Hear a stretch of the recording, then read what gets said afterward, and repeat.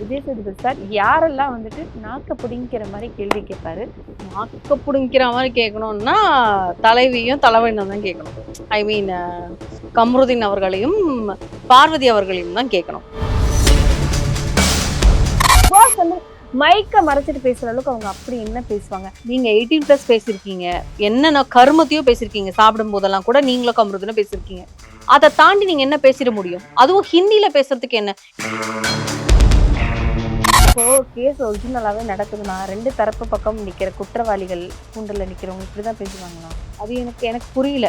இப்போ நான் கூட வந்து இப்போ விக்ரம் மேல வந்து பார்வதி கேஸ் இது பண்றாங்க. பார்வதி மேல வந்து நிறைய தப்பு இருக்கு. அப்ப விக்ரம் கிட்ட வந்து I am feel guilty, I am sorry அப்படின்ட்டா விக்ரம் எந்த ஒரு இதுவும் வந்து வாதாடாம சாட்சிகளை கூப்பிட்டு நீங்க கேட்டுதான் ஆகணும்னு சொல்லாம விலகிடுவாரா? நீங்க வேற தமிழ்ல வந்து நான் ஏதோ சப்போர்ட் பண்ண மாதிரி நீங்க போடுறீங்க, அதை வச்சு வந்து என்ன ஓட்டுறீங்க.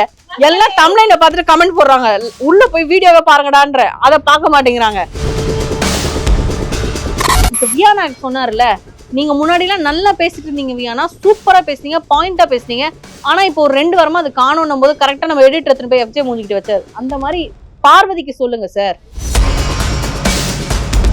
சார் டபுள் எவிக்ஷன் வைங்க சார், ப்ளீஸ் சார். உங்க கால்ல கூட விடல சார், டபுள் எவிக்ஷன் வைங்க சார்.